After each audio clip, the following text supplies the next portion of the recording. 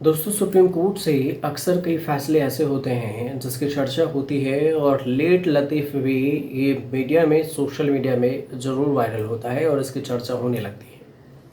लेकिन अब जो एक चर्चा है इसमें महिला जज जस्टिस नागरत्ना, इन्होंने केंद्र सरकार को ज़बरदस्त फटकार लगाई है। फटकार क्यों लगाई, आखिर क्या मामला है, इस पूरे मामले को समझते हैं कि क्यों इनकी चर्चा होने लगी। क्योंकि ये देश की पहली महिला जस्टिस बनने वाली हैं आने वाले समय में।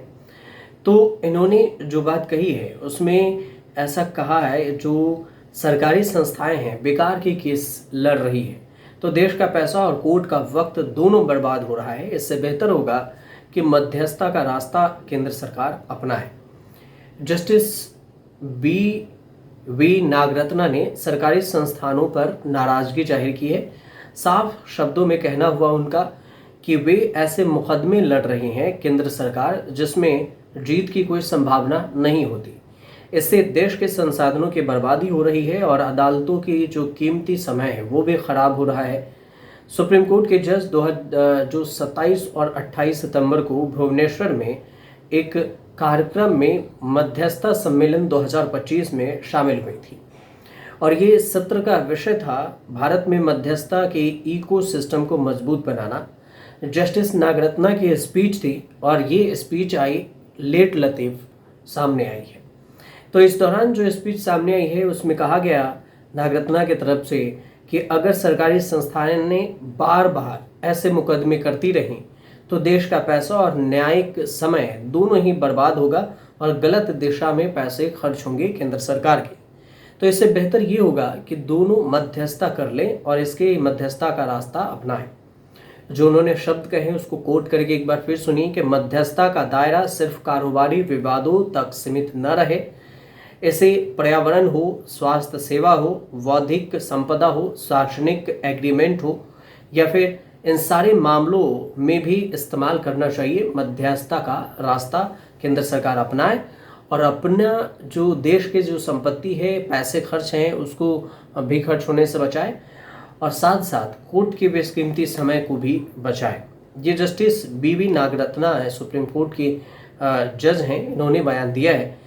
जस्टिस बी नागरत्ना ने वकीलों से ये कहा कि वे खुद को मानव संघर्षों के समाधान करने वाले समझें, मध्यस्थता का रास्ता वो भी अपनाएं। कहा कि मध्यस्थता न्याय का कमजोर तरीका नहीं है बल्कि समय पर आसान और समान न्याय का एक नया तरीका है। मध्यस्थता सिर्फ फैसला पाने का नहीं बल्कि न्याय तक पहुंचने का भी एक तरीका है।